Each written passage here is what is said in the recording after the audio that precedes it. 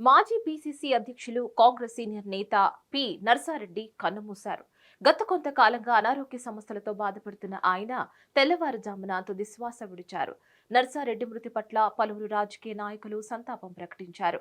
ఆయన కుటుంబ సభ్యులకు ప్రగాఢ సానుభూతి తెలిపారు. నర్సారెడ్డి స్వస్థలం నిర్మల్ జిల్లా మలక్ చించోలి గ్రామం.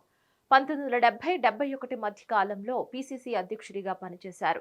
ఎంపీగా, ఎమ్మెల్యేగా, ఎమ్మెల్సీగా పనిచేసిన నర్సారెడ్డి జలగం వెంగళరావు మంత్రివర్గంలో రెవెన్యూ శాఖ మంత్రిగా కూడా పనిచేశారు. నర్సారెడ్డి కాగా ప్రస్తుతం ఆయన బంజారాహిల్స్ రోడ్ నెంబర్ 12లో మంత్రుల నివాస సముదాయానికి దగ్గరలో వైట్ హౌస్ లో నివాసం ఉంటున్నారు. Hit TV presents like, share, comment. TV వాళ్ళకు కూడా నేను ఒక సర్ప్రైజ్ ఇద్దాం అనుకుంటున్నాను. మీరు మాత్రమే జెస్సీ ఎందుకు అయ్యారు? ఇలాంటి అమ్మాయిలకి పిలవడానికి బాగుంటుంది. చందు సాయికి like you and have a జనాలకి ఒక పేరు నచ్చిందంటే దీనికి ఒక ప్రాసెస్ ఉంటుంది. ఎందుకు ప్రాసెస్ డైరెక్ట్‌గా వెళ్ళిపోదాం. ఏదైనా ఒకటి మర్చిపోయినావా నువ్వు? మర్చిపోయినా మేడం. ఏం మర్చిపోయావు? నా గుండె.